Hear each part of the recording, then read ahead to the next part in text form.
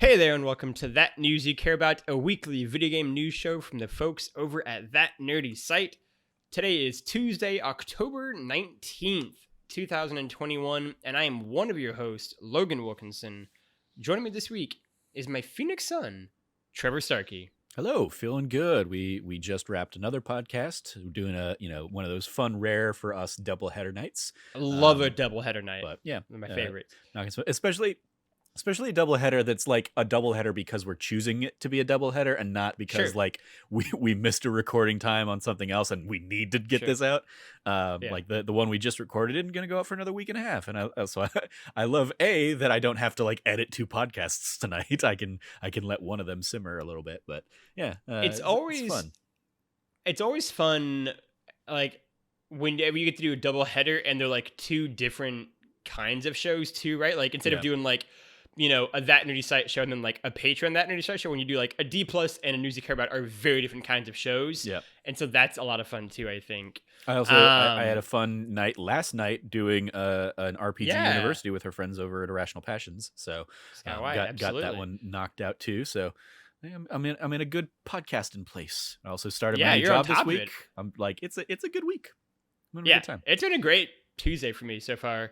And I guess it will be 10:45 at night for me. It's pretty much baked in at this point. But yeah, we are here to talk about reviews. We're going to kind of broaden this up to a larger conversation on like the state of video game reviews in 2021.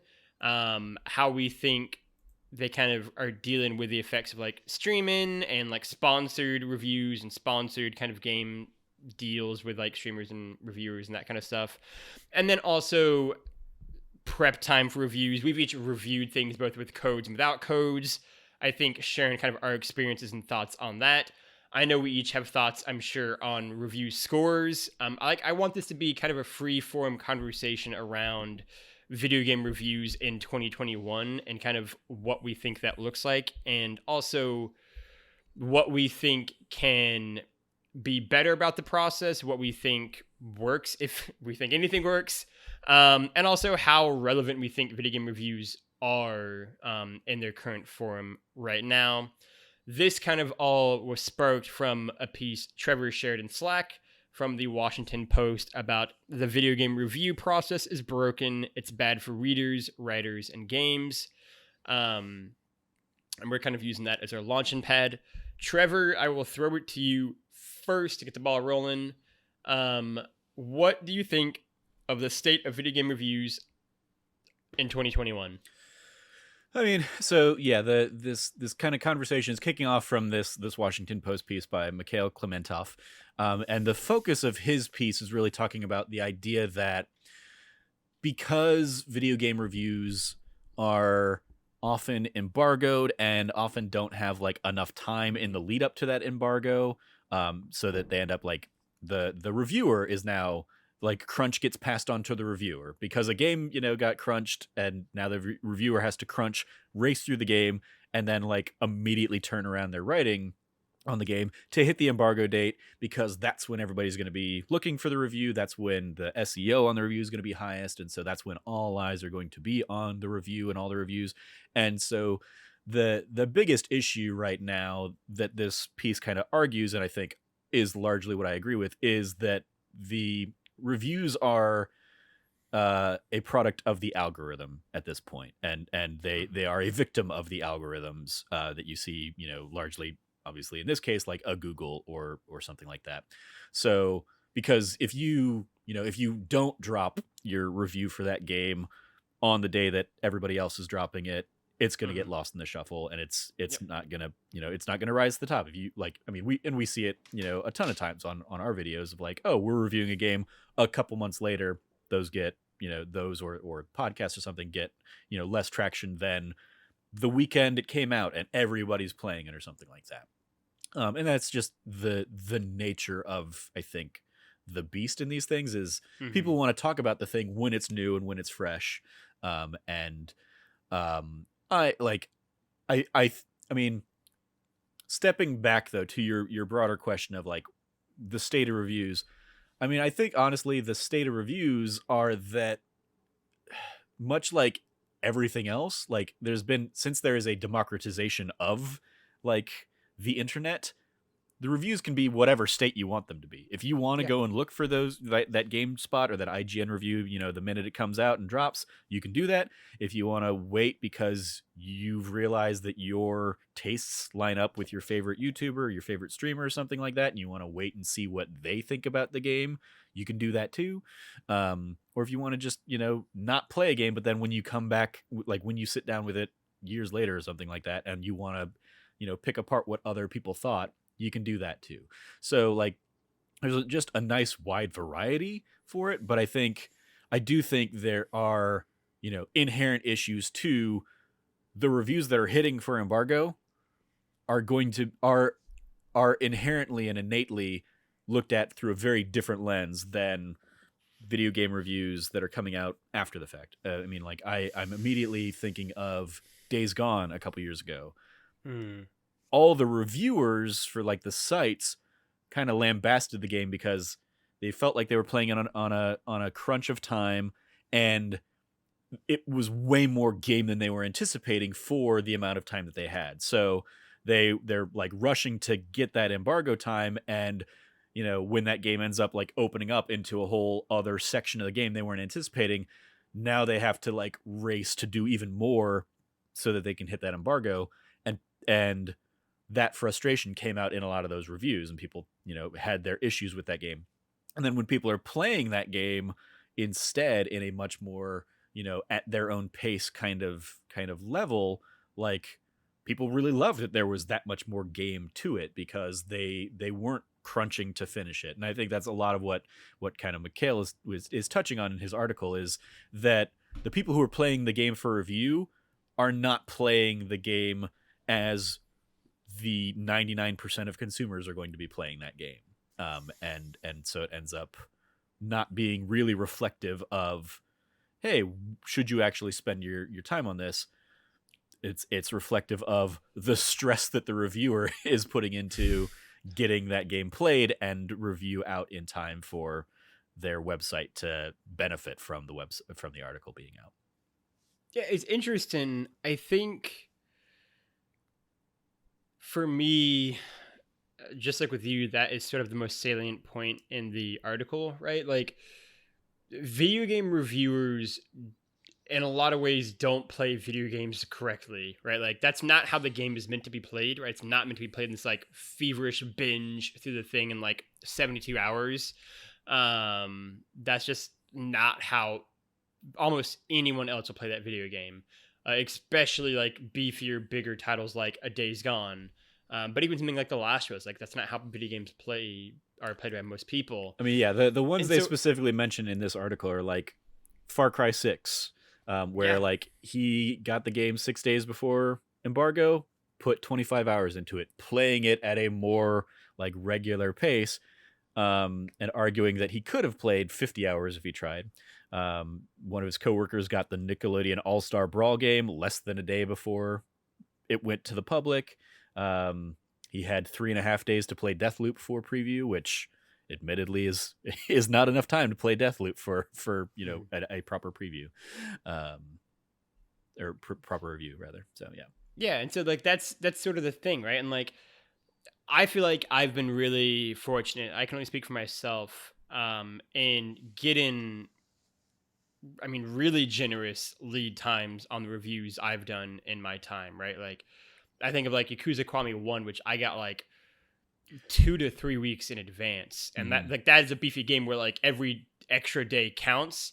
And yeah, I was given plenty of lead time on that kind of game, right? Like, like a lot of like smaller indie studios, which I kind of thought like a lot of discussion about, like are generally going to give you more lead time too, right? So like Bloodroot's getting a lot of time on that. Yeah, that's kind of Pop Agenda titles. I definitely want to shout out. I think our friend, I think it was Nick over at Pop Agenda, Nick Verge, I believe, like quote tweeted this article and was like, "This is really more a AAA problem because Pop Agenda is particularly great about giving plenty of lead time for their reviews and including in the email saying like, here's how much time we recommend you spend and set aside for these games, for these smaller titles." And so yeah, like they're doing exactly what I would want to Doing the be Lord's getting work, yeah. as a reviewer, so that I can really kind of like figure out, okay, how much time am I going to need to put into this?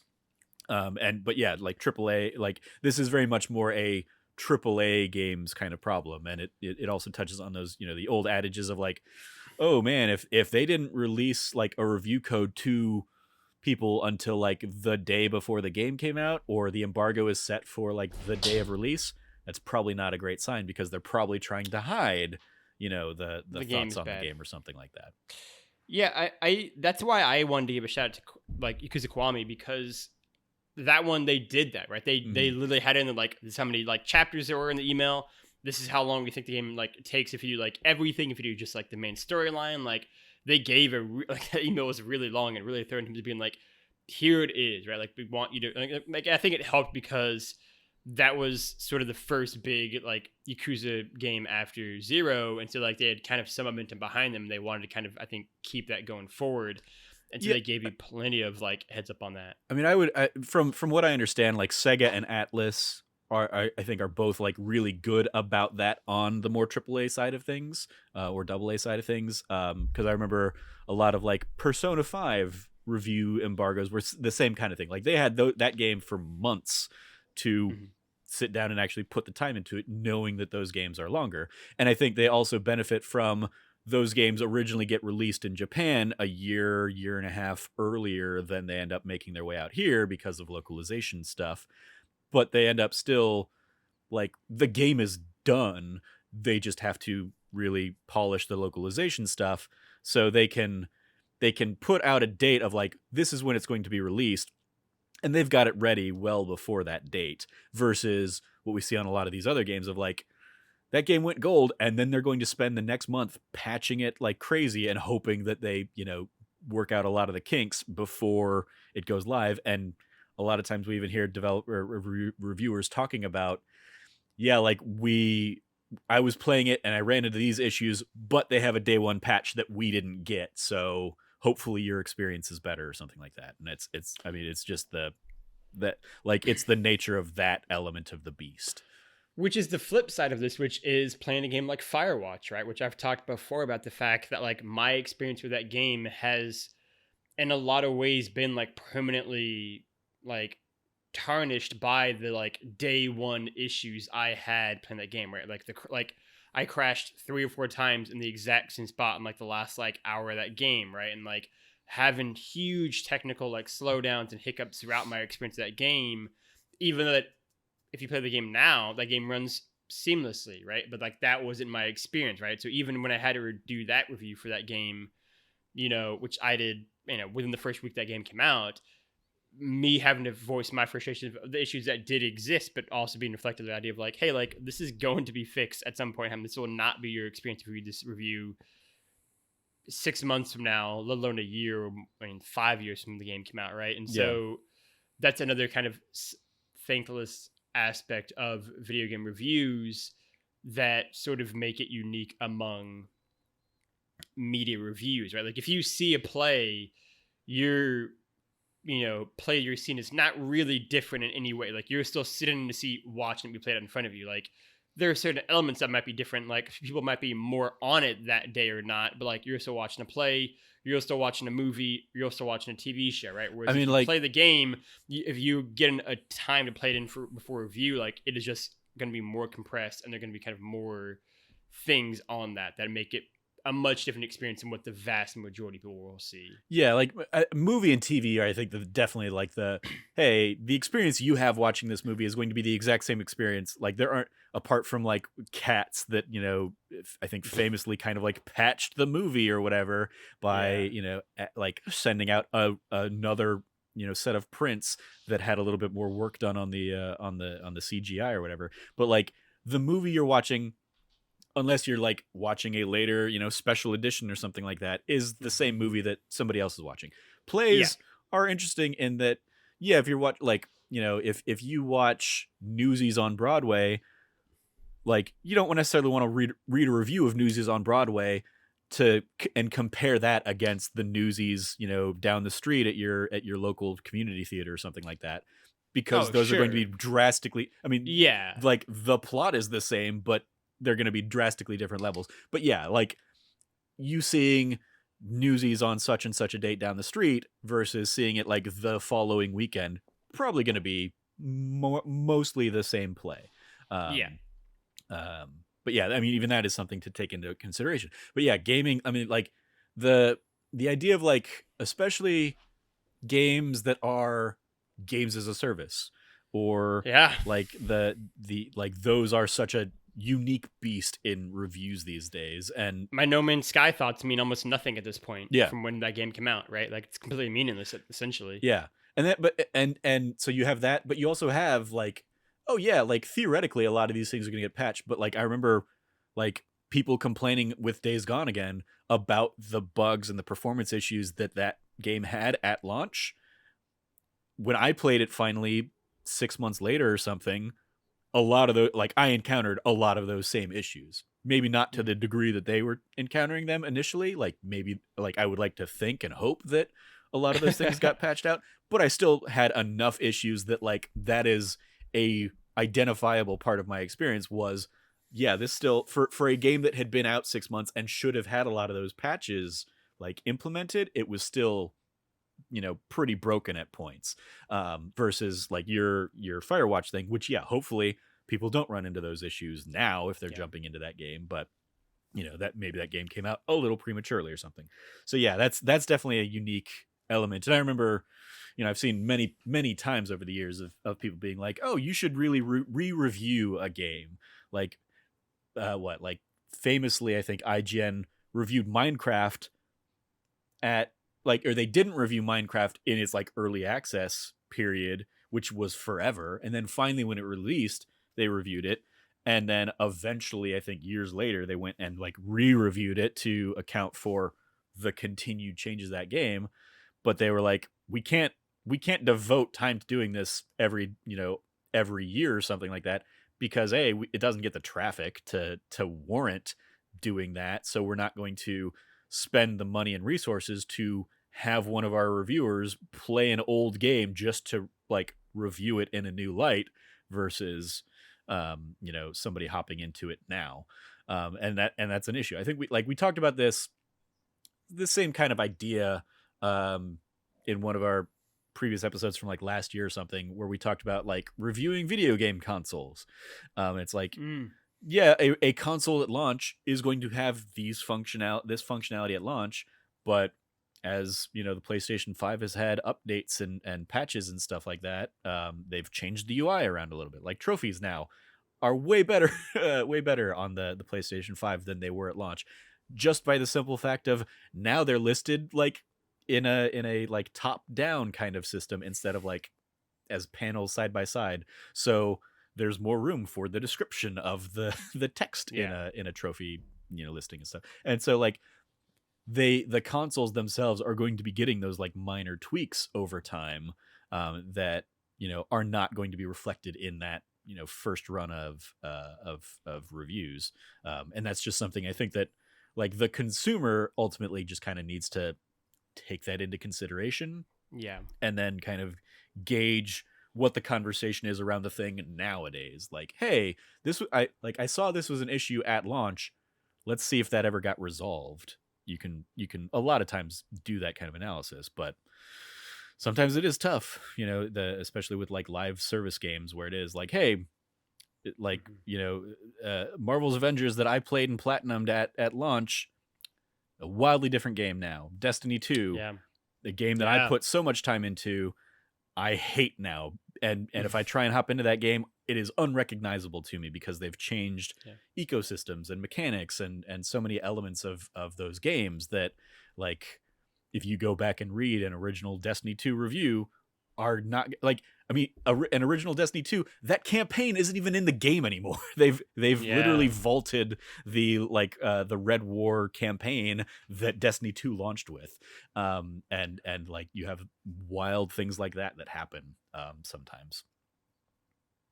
Yeah, I mean, I'm curious from your own perspective, some of your own personal kind of experience in terms of like the good and bad of reviews of games from your own kind of past at this point. 5-6 years of kind of writing and reviewing and talking about games, what kind of your thoughts on the review process are in terms of the good and the bad of it. Sure. I mean, admittedly, I have not done a ton in the way of like pre-release reviews. Like I could probably count on like one or two hands the games I've played before they came out for review, just because that was never really like what I was gunning for, or if it was at one point, I've kind of just moved away from that. And like, especially like, obviously we still get and our friends at Pop Agenda are kind enough to like offer us codes and stuff, or send us like, hey, would you like to review these things? And a lot of times I'm like, I don't know what the coverage we're going to do is going to be, so I would rather you guys use that for another. And if I want to play that game, I'll just go out and buy the game and support and talk about it on a podcast or something like that. So it's not that's kind of my current relationship with it. And I mean, like, we talked about this a little bit a couple weeks ago on that Nerdy Site show for our 100th episode, that you unfortunately weren't on. But I talked about the idea that, like, I mean, with the pandemic especially, I have had zero interest in really doing a lot of writing. So we haven't had written reviews on our site in quite some time. Like, I think the last one I actually did was Final Fantasy VII Remake last year. And that just, like, my interest in sitting down and doing a written review has changed. And I would rather have a conversation about the game, or talk about the game. I mean, ideally, I would love to have a conversation about the game, like a few of us sit down and play it or something, and then discuss it and share our thoughts, as opposed to me sitting down and like regurgitating here's what I thought and stuff like that. And that's just like my personal preference. I still enjoy reading an occasional review, but a lot of times the most common way I'm hearing reviews at this point is probably listening to other people talk about it on a podcast. Just because that's my preferred method of exposure at this moment. But in the past, when I would do reviews, like I've been very fortunate in that I've had enough time as well to sit down and play games, in advance of them releasing. And I thought that, like, because I've only ever done it for like smaller indie titles. I've never had like a big budget game that's like sent to me early or something like that. So it's usually a small enough experience that I can just kind of like sit down, spend a couple days knocking that out, and then usually have a couple days to think about and like write the review and kind of craft what I want to say about this experience before the embargo drops. And so that's been nice. I enjoy it, especially because that's largely how I do play games anyway. I am the anomaly that, like, if I'm playing a game, there's a good chance I'm going to like play nothing but that game for a little while. Like, I don't typically bounce between a lot of other games unless, there's like right now, obviously I'm Final Fantasy 14 Online is like my ongoing game. I also hop into a couple of games of like Fortnite every day, and then I'll have like, here's the game of the moment that I'm playing, and I'll and like 90% of my time will go to those games, and then the other time will go to the other game until I beat those games. So like last week I played Life is Strange Before the Storm, I played Psychonauts 2, knocked both those out in pretty much like 3 days combined, which is a very condensed cycle. But I also don't have a life outside of like work and that Nerdy Site podcasts and stuff like that. So I don't have another thing that is like pulling my attention away at the moment. So I can kind of just go all in on a game for a while, versus like you, that has a more robust social circle that you hang out with. Obviously you have a partner in Stravia, that, there are commitments and time there. So like, I mean, just in the couple years we've been doing this, your video game playing time has like diminished drastically. And we get to an end of the year and I'm like, did Logan even play 10 games this year? That will make a like game of the year conversation. And that's like, that's not a bad thing. That's the life you're living right now. That is much more indicative actually of like the more common video game experience. Like, I'm the anomaly, and a lot of people who listen to podcasts like this are the anomaly compared to the general public, who are playing a few games a year. And that's another thing that the Washington Post thing talks about. Like the stereotypical video game customer buys like 3 or 4 games a year or something like that. And so they're reading a review to try and figure out, should I spend my money on this? Whereas people who listen to podcasts like this, or people who are in the industry and follow the industry, are more going out and trying to find reviews to see if what they think of the game lines up with what they think of the game. Like they've already made their mind up of if they're going to buy this game or not, usually. And they're trying to find like-minded people to validate their description. And that's why you see like so many times people who give like, an outlier, a bad review of a game for a very hyped up game, that person gets dogpiled because people who haven't played the game before have already made up their mind that it's a good game, and you just don't get it. It's like, those are just like the nightmare scenario people on the internet. It's interesting. It's one of the things that I made a real priority for this year, is playing more video games.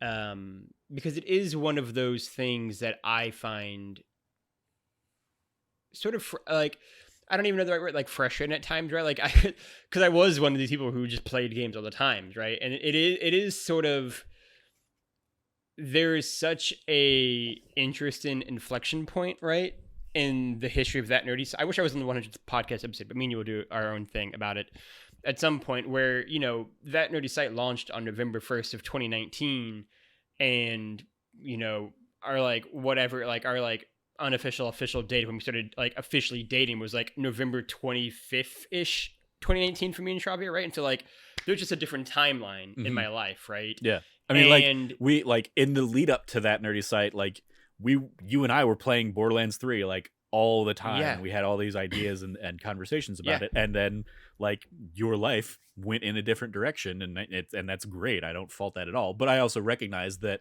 like it's the same way. Like when I'm in a relationship, that takes up a lot of my time, and so gaming or something else kind of falls by the wayside a little bit as a result. And it's, I think what I found, and I'm more from this into the episode 100 conversation I didn't get to have. I find it interesting because, I have really enjoyed,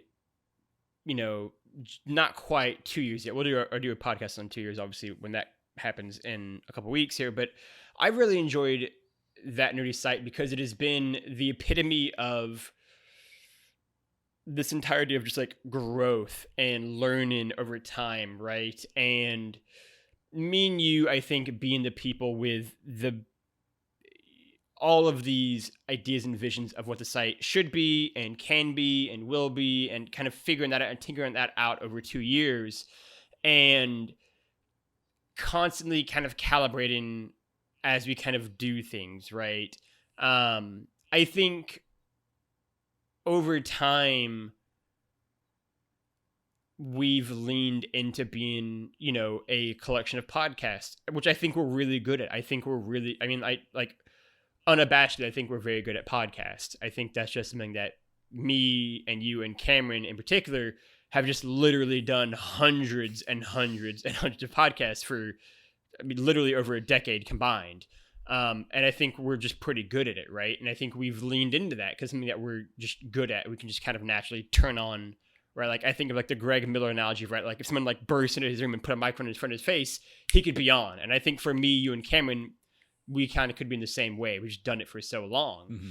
And I think especially like the history of that nerdy site is such an interesting one because we just kind of got fucked from the out a little bit in terms of like, they're just like the pandemic hitting when it did obviously changed everything. Right. And like me getting into a relationship when I did obviously created that second timeline. Right. And I think all these kind of small things, and I think Christian leaving when he did for his own kind of mental health, and Ben and Chloe leaving because Chloe's just superstar, right? Like, I think these are things that, kind of changed the site and pivoted the site and how it kind of helped configure what it was going to be.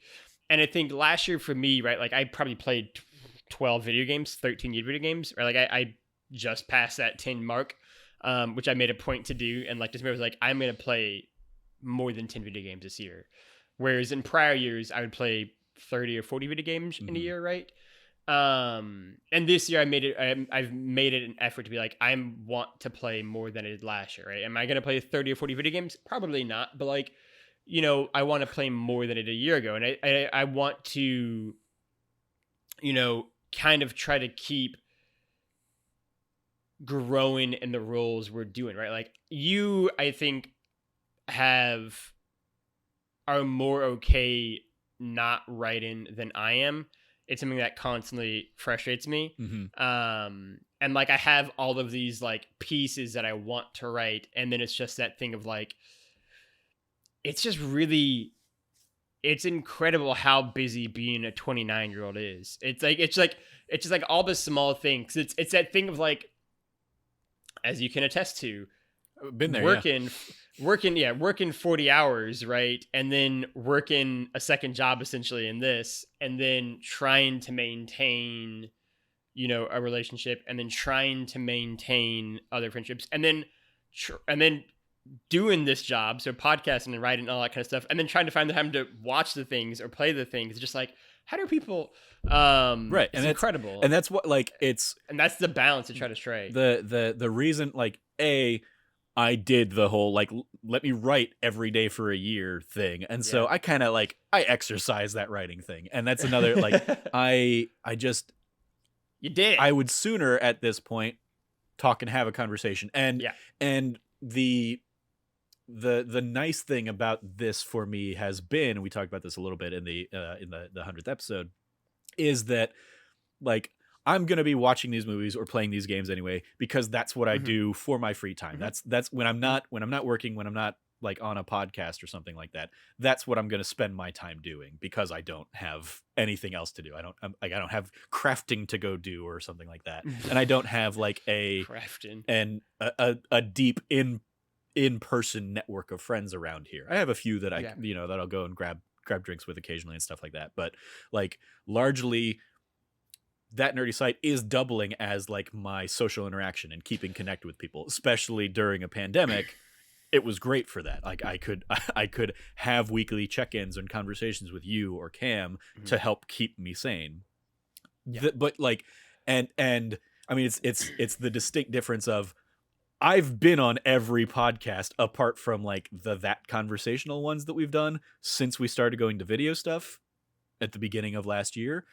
I've done every one of our podcasts, which means I'm typically on 3 podcasts a week talking to somebody. Sometimes I'll go a month without like you being on one of the on like a That Nerdy Site show, but like you and I almost always have this one going. The few times like you haven't been able to make this, I've been able to bring Cam or Frank on or something like that, and so we've kept this one going. But there've also been times where nobody was able to sit down and watch the thing on Disney Plus, and I very quickly and very early became okay with the idea of like a solo show. It might not have like the great conversation that we have with everything else, but it still has. And then tying back to like the reviews thing, you can still give a review as a one person kind of thing. There are plenty of times when we talk about and give like a review on one of our, Nerdy Site Show podcasts where only one of us played the thing, but we're going to tell what we thought about the thing to the other people on the panel. And, maybe they'll have questions, maybe they won't. But like we can still cover those things, even if it's just in this form, instead of, hey, I'm not going to take the time to really put all these thoughts down and try and like organize them in a written piece like I might have done when I was more inclined to sit down and write. But it's also that takes way more time to do versus I can sit down, have a conversation with you. We can talk this thing out. I can kind of talk through thoughts. I might not cover everything. I might, miss things here and there, but we knock this conversation out. I do a little bit of editing to it and then it's uploaded and it's done versus let me take the time to group my thoughts together, to do the writing, then send it to somebody, get the feedback, get notes, get edits, and then like do a second pass at it and then get it, up and ready for publish or something. That just ends up being a more involved process that I'm not interested in right now, because that's time I could be spending engaging in a movie or watching or playing a game or something like that. And I'd rather be I'd rather be like enjoying and consuming the things than writing and reviewing the things myself these days. And that's a thing I regularly juggle, because I'll definitely have days where I'm just like, I could shut down that nerdy site. Like, I could shut the whole thing down and just be like, I'm tired of doing this, guys. It's a lot of work. I just want to go back to enjoying things. I haven't reached that point, and hopefully I don't. But like, that's what I've dealt with in the past, and burnout with burnout. And those days were those months and times where I wasn't doing something and was just enjoying the thing. If I really need to, I can still put those thoughts out on Twitter in a very short form, and maybe people will engage with it, maybe they won't. And that's the review that some people get sometimes. So it's, and admittedly, like, I know a ton of our friends don't actually like listen and listen to the podcasts, because they don't have time, because they're doing their own thing, in the same way that I don't have time to listen to everybody else's podcast. So like, I know they're not going to sit down and listen to me talk about Psychonauts for 10 minutes on this last week's episode of That Nerdy Site Show, but I can throw out a couple tweets there, or in my tweet promoting it, say, hey, I really enjoyed this game, and now I'm on some level of like, oh, somebody was like, oh, cool, maybe they'll check it out for me. And that's like, reviews take all forms these days, is basically how I'm bringing it back around to that conversation. Yeah, I mean, I think for me, I mean, there's a lot in that, but like, for me, That Nerdy Site is about the relationships, right? It's about this, it is a very communal space to talk about all the things that we love, not just games, right? That was its whole kind of founded mantra in a lot of ways, right? And I think that is something that I think was extra important in the past year and a half, right? It's interesting because, my friend, even my friend group in Austin, right? Renee and kind of that crew, I didn't see in person from March of last year, really through April or May of this year, with maybe like 2 to 3 exceptions, like when it got like a little bit better in like last like summer fall kind of time period, and then it immediately got worse again, right? And so communicating online is such an important space, right? Especially for these friendships and these bonds that have had the kind of disadvantage of being mainly online only, right? Like, whether it's me and Cameron, or even me and Frank, right? Because the pandemic just shut everything down in Austin, obviously, or me and you, right? Like, so I mean, even you and Jazz, who, like, we talked about this a little bit on the 100th episode, like, you guys were living together, but like, you were barely seeing each other by the end of that, because of your disparate lives and the different lives you were leaving. So like, I mean, that is just point. Kind of the nature of the beast sometimes, and that kind of ties into all this. I think so. Whenever I hear you say, like, sometimes I just get so tired and I would shut down the site tomorrow, I'm always like, well, I would just take it over, and I would just be like, we would just do less video work, but I would just do the podcast, and we would just do it that way, right? Because like, it is such a like weekly thing that I think Cameron and Frank and Jazz, and she can make appearances, just need, right? Like, it is a place to talk about the things we love with the people that we love, right? And so I think it's trying to do that in the best ways that we can, and I think learning is a big part of that, right? Like, I think me, you, and Cameron have just been doing this for a long time, so we've learned things that we're good at and we're not good at, and we've learned things that we want to work on and challenge ourselves with, and things that we've done that with and been like, oh no, I didn't like that. Yeah, it turns out. And I think we've, developed our kind of our grooves in some ways. And I think, after 100 episodes of That Nerdy Site Show, after 2 years basically of, That Nerdy Site in general, I'm still really proud of the content and work we've done and the ways we've grown in that 2 years, right? To having everything on video, to doing Let's Plays, to like Frank doing his own stuff now, to Cameron doing the, that conversation pod every now and again.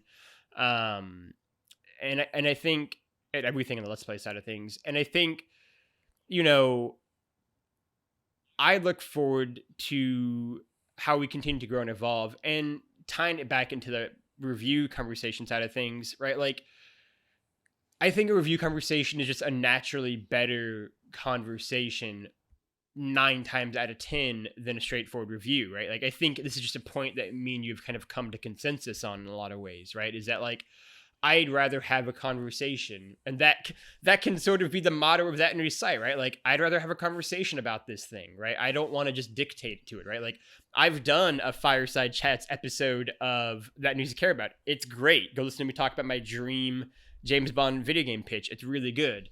I'm really proud of that. But like, more often than not, I want to have that person to bounce off with, right? I want, especially on these kind of shows where we are talking about news or heavier, weightier topics, and there are things that I can think of that maybe you didn't, or things that you think of that I didn't, right? Or in the same vein with a review, where part of what makes video games unique, and that goes back into the problem of trying to review them, is everyone's experience is just going to be a little bit different, right? Like, everyone's just going to discover something at a different time, or die 5 times in this one boss and then maybe clear the next 5 seamlessly, or miss this secret or miss that or discover this. And so I think that's why I really enjoy having the review conversations that we have, right? And even if not everyone's played the video game on a That Nerdy Site show, sometimes just talking about the game can sell someone on it and get them to buy it, or just make them kind of tucked in the back of their mind so that come December, maybe it's on their game of the year list and they remember, oh shit, Logan really loved this game, or Trevor really talked about this game, or Cameron talked about his anime stuff, and now I won't play it, but I'll at least go look into it. And so I think, review conversations just allow more facets of the game and experiences to be discussed, right? Like, I think of the Ghost of Tsushima review discussion that we did last year, which is a really great conversation, I thought, between me, you, and Cameron, I think. And so, we each played that game we each experienced it, I should say, 3 different ways, right? Like, none of us played the game the same way in terms of like color and English dialogue, or color and Japanese dialogue, or no color and Japanese dialogue, right? And so like, just how we even viewed and heard the game was dramatically different across our experiences. And if we had just had one review for the site, those differences couldn't have been accommodated like that, right? And so I think that conversation allowed us to kind of talk about what made each of our experiences unique and different and special in our own way, let alone the branch and nature of that game and the different side quests and how we confronted them and how we interpreted them. And so, yeah, I mean, I think we're really good at podcasts, and so we do a lot of podcasts, but I think tied into that is the idea of that I think podcasts are a really good medium, because those conversations allow thoughts that you might have already had but struggle to put into a written review be more fleshed out. And sometimes things are just better spoken than written, right? Like, I came in backwards to being a guy who primarily wrote reviews, right? Like, in the very first thing I ever wrote about video games back on the old dead RIP IGN blog system, in that first post I did, I was like, I'm gonna mainly do podcast stuff. And I didn't for years. I wrote because I couldn't figure out how to do podcasts well. But it's like, I'm more of a speaker, not a writer. And then I became a writer, not a speaker. And then it kind of flipped again. Because I think those conversations are just stronger in a lot of ways and help lead to better discussions around the games and experiences, or the movies and experience, right? Like, I think of, on not the game side of things, but I think our Summer of Star Wars was some of the best content we've ever done at the site. Because I think it took all of our different experiences from me, you, Cameron, and Frank, and our different built-in expectations and love and, fears of what that series is at times, and brought them forward in really engaging, really thoughtful conversations, right? And I think we bounced off each other really well. And so I think those, 11, 12 episodes are some of the best stuff we've done, right? And I think it showcased our strength so well, and it showcased our ability to talk about these things that we love or don't love. Shout to Attack of the Clones, in ways that I think are engaging, in ways that I think are funny, in ways that certainly I enjoy, right? And I think any of the best content that exists out there is stuff that you enjoy doing, right? And so I enjoy doing those kind of shows.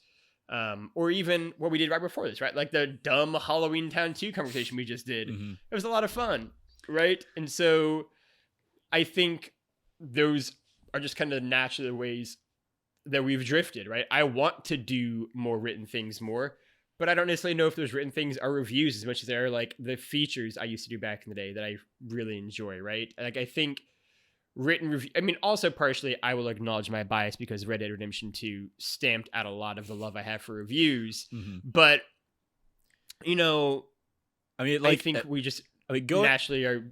Sorry. Yeah. Going off of that, No, I mean, like the last review I actually wrote, the Final Fantasy VII remake review, was one of my favorite things I've ever written.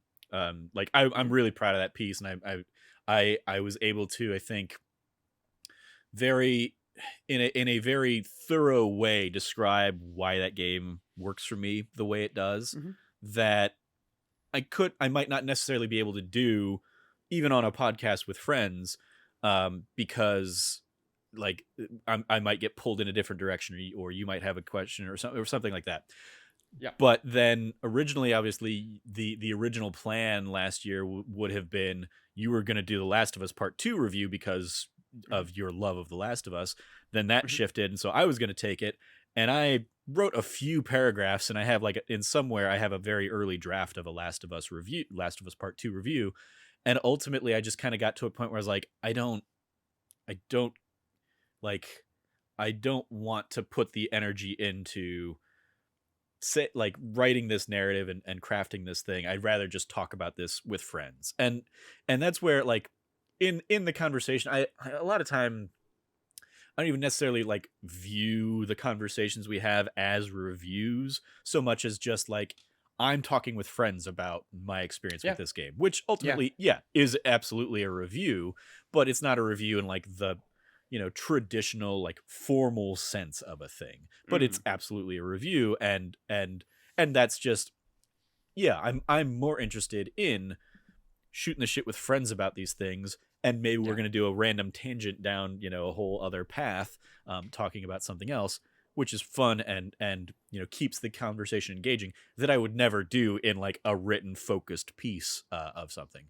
And so like it's, for me, it is more like I'm interested in the social conversation of things, but I absolutely find value in the written reviews and the, like, a lot of times I will, like, if I'm really on the fence on a game, I'll try and seek out or movie or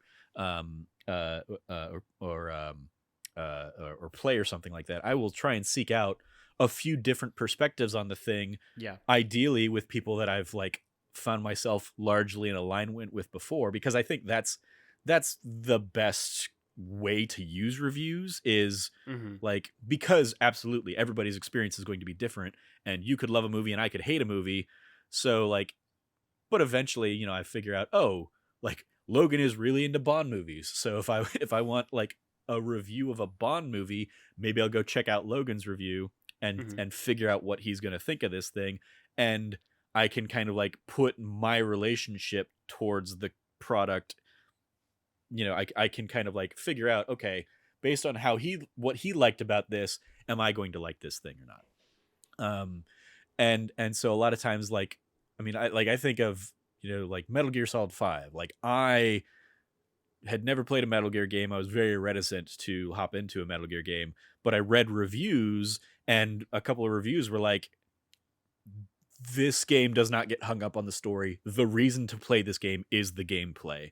And I played it, and the story, I couldn't tell you what the hell was happening. So Sahelanthropus or something like that was a big mech robot thing in there at some point. A Metal Gear, if you will.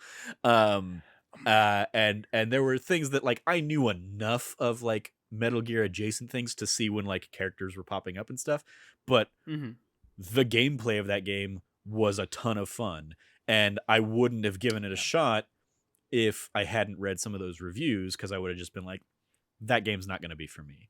And so there's absolutely still value to those kinds of reviews. And I would even say, like, because we haven't really delved into it, but I know one of the conversation points that always comes up on these is like, are review scores worthwhile? And I like for a like at a glance, if I'm in a hurry and don't have time to read the 3,000 words that somebody has written on a thing, yeah, that review score, if I know what that review score equates to in a general sense, is a very quick and easy way for me to like get a sense of, okay, here's what this person thought of the game. Do I want to dive in deeper and figure out like how they came to that approach? Yes or no. But if they said it's a 6 and on this, site scale, a 6 means okay, then I know, okay, this person right there thinks this is an okay game. Whether that means I'm going to think it's an okay game or not may differ. Results may vary.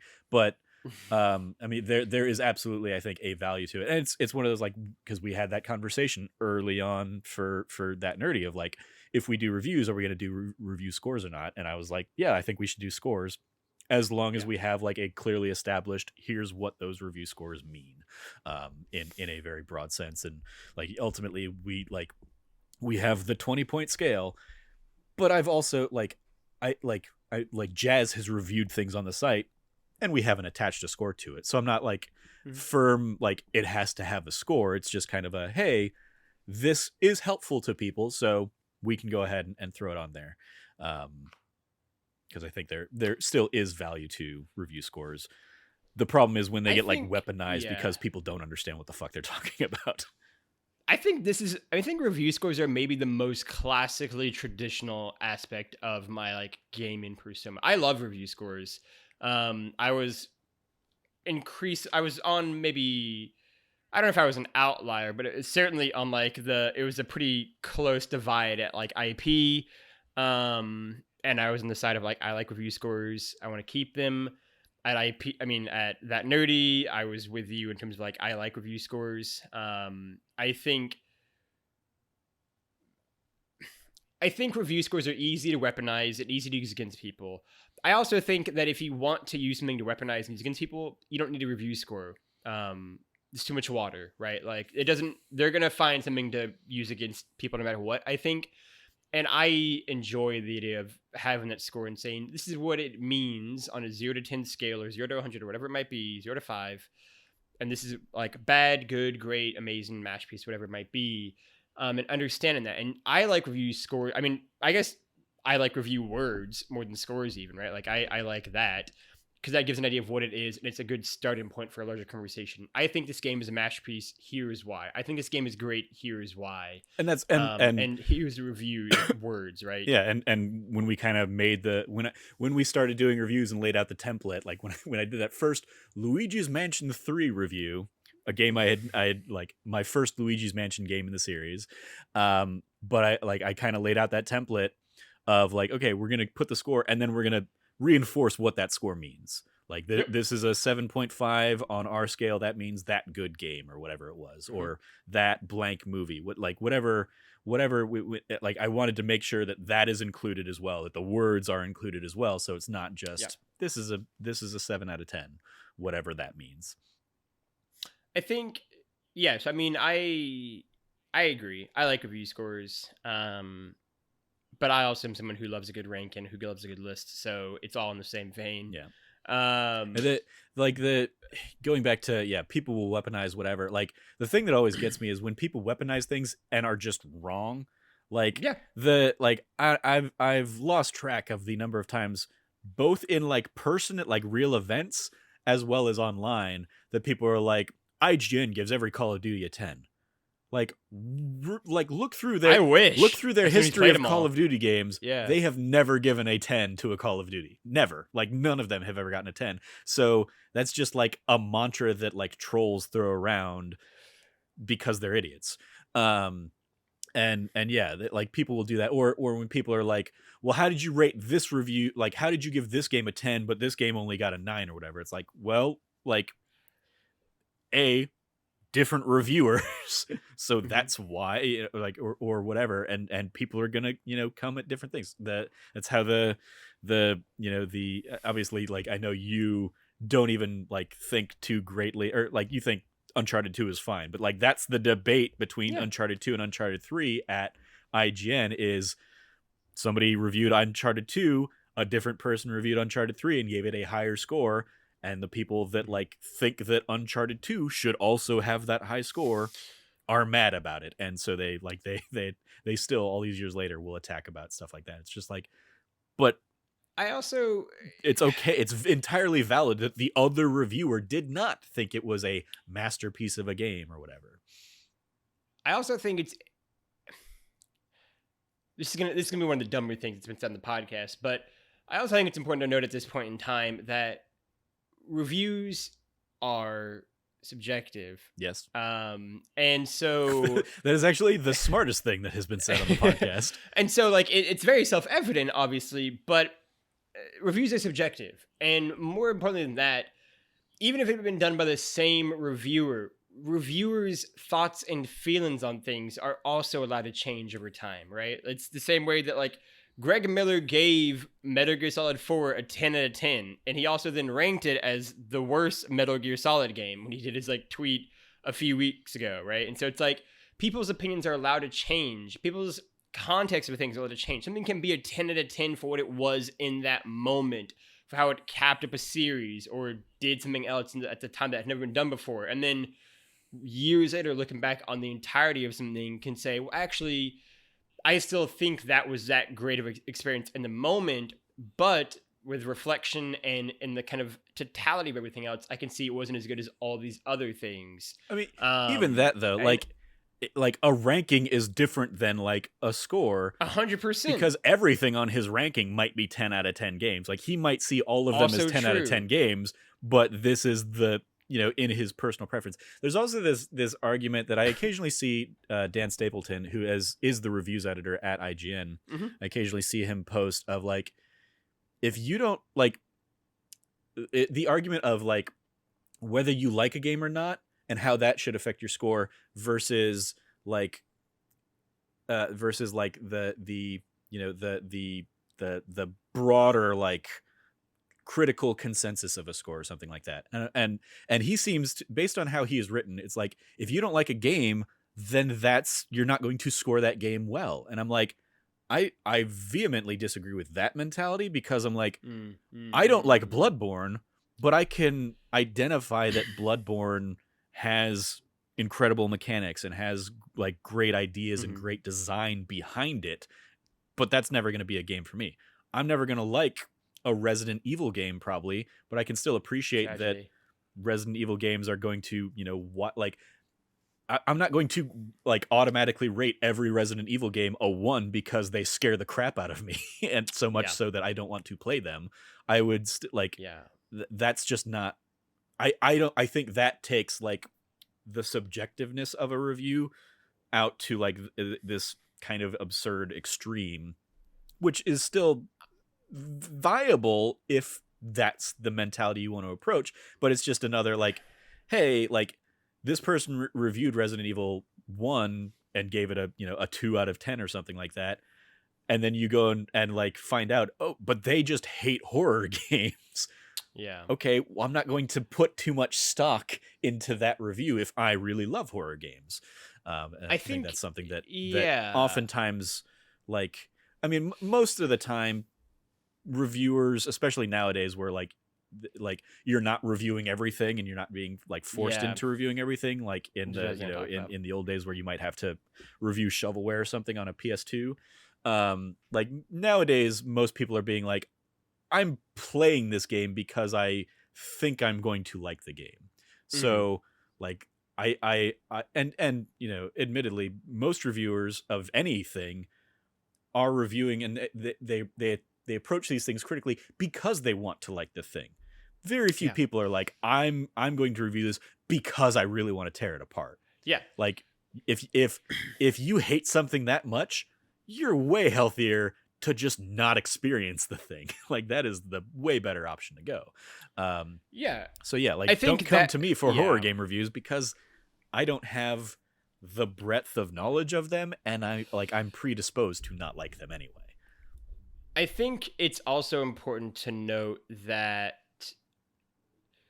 you know, just like with pretty much anything, you shouldn't be reviewing the things you don't like, which again seems kind of obvious, but like, you know, yeah, like I don't like really Soulsborne games. I like to watch people play them, right? Like I love to watch the RKG guys play Soulsborne games, but they're not for me. I just don't enjoy them. They just don't click. Fallen Order is kind of an exception, and it's because it has difficulty options, right? And it's just not as hard. But like those are just not my kind of games, right? Like I don't typically love puzzle games. And so I would never say, hey, I want to review this puzzle game. I want to review a Soulsborne game, right? Like that would just not be a thing I would say I want to do. And so I think there's also a certain element of just like honesty and being like, is that really going to be an experience that I'm going to enjoy? And if I'm not going to enjoy it, and I know that I'm almost certain to not enjoy it, why bother writing this review? What does anyone get out of someone saying, I don't like this kind of game. I don't like this genre of game. I don't like these experiences. Let me tell you why I didn't like this game. It's not a shock. It's not a surprise why you wouldn't like that game. And like, I think there are like, obviously, you know, there's a big spectrum in that. Obviously, you cannot be like predisposed to something and end up liking it. Mm-hmm. But I think people, and especially reviewers, typically can tell, like you kind of mentioned, whether or not this thing is going to be for them or not. And I would say pretty much anyone should go into any sort of review or any sort of entertainment thing wanting to like it. If you go into something being like, I want to not like this thing, then you're going to not like it. Like that's a weird way to go about your life, not wanting to enjoy something that you're doing. And so, I mean, I think that's another element of it too, right? And like, luckily places like IGN and GameSpot have enough people working there that they can have people who love racing games review racing games, and people who love fighting games review fighting games, people who love Uncharted and Call of Duty do those kind of games, right? Like, yeah, I mean, I think there's potentially a value to some of these kinds of scenarios. Like, as an example, I would say I'm not typically a racing game fan, but if for a game like Forza Horizon 5, I'm going to play it because Forza Horizon 4 surprised me in how much I liked it. And so there is an argument to be made of like, hey, even if you're not a fan of this type of game, you might enjoy it because it has these elements or something like that. And so I think it again just all comes down to like the transparency of like, know the reviewer, know their tastes, or if you don't know their taste, like hopefully they're introducing, you know, their potential biases in a conversation like that. Like, you know, if I am hopping in to a Final Fantasy VII remake review, I'm, you know, admitting that Final Fantasy VI was my favorite game for many, many, many years, and Final Fantasy VII is near and dear to my heart. So if you've never played a Final Fantasy game, I don't know if I actually I do know I can't give you what that experience would be like, whether or not you're going to like this game if you've never played a Final Fantasy or if you don't know the history of Final Fantasy VII. But there are people who did have that experience and wrote about it and reviewed it. And if you've never played it, I would encourage you to check out those kinds of experiences where they're available, because they might be able to pull you in, and then you have this whole other like side of these games that you could maybe get into or maybe not. But it just comes down to like, I think there is potential for that kind of reviewer. I mean, like it's honestly been a fascinating pitch that I've had kind of in the back of my mind for years of like, yeah, let me pick up a game that I would never otherwise play and review just for the sake of being like, hey, if this is a game you would never check out, here's what the review is for somebody like you. It's a great point. But I'm going to pivot us to the close there. We've passed the hour mark, so Jarrett Green is probably annoyed with us. He's already rolling in his grave, right? Yeah. So that was a great conversation. I liked the way that spun around and morphed over time. Again, Conversations are fun, guys. If you like what you heard, you can go support us over at patreon.com/thatnerdy like all of our amazing and wonderful patrons have. Their support keeps the lights on and makes shows like that D Plus show and that Nerdy Site show and that News You Care About all happen. Again, that is patreon.com/thatnerdy. You can also go support us over by going to the YouTube channel, youtube.com/thatnerdy, liking, subscribing, sharing with your friends, having it play in the background while you're doing your math homework. Again, that is youtube.com/thatnerdy. You can also go to podcast service around the globe of your choice. Rate and review us on iTunes. Help bump us up in the charts and get more eyes and ears on the shows. And lastly, you can go over to thatnerdysite.com and check out all of the latest reviews, features, op-eds, as well as all of the podcasts. All the things we've spent the last hour saying we don't actually put on the site. We don't actually write for the site. Yeah, go check those out too. And then finally, you can go find Trevor Starkey at Trevor J. Starkey on the internet. Trevor, anything that you want to plug or shout out? So yeah, you threw a curveball by not giving me a shout outs opportunity, but I will give. I want to give a shout out to this USA Today article called "Call of Duty Vanguard: Video Game Deploys Diversity Strategy for Different World War II Story." This was written by Mike Snider, and I mainly want to give a shout out to it because our friend Belinda Garcia is featured in there as one of the writers of the game. She and the writing team were interviewed to kind of discuss the diversity and the targeted and deliberate diversity initiatives around telling a new story in the Call of Duty universe. So shout out to Belinda and, making the big time, being in USA Today. So shout out to that article. I'll include the link in the description. That's all. 100%. That's I think I will plug that in lieu of any of my own other stuff. I will 100% echo that. Vanguard is one of the games I'm most excited about this year, as we talked about in a podcast a couple months ago. And I think everything I've heard and read about it from Belinda and others, including that USA Today article Trevor just shouted out, has me so excited to experience that game, especially in a conflict the size of World War II, which literally encompassed the entire globe. I am excited and eager to see multiple different facets of what that conflict looked like for multiple different kinds of people, and not just the same stories over and over again. Otherwise, you can go find me at Lefty Logie or Lefty Logie, Logggy, all over the internet. I will go give a shout out to episode 100 of That Nerdy Site show, which I was not on, like Trevor said, but which was a banger of a show with Trevor, Cam, Frank, and Jazz all on there talking about 100 episodes of That Nerdy Site. Go check that out. Go celebrate that milestone being hit. And then you can go find That Nerdy Site at That Nerdy Site all across the internet. For myself, for Trevor, for all of us here at That Nerdy Site, play your games and be good to each other. Class dismissed.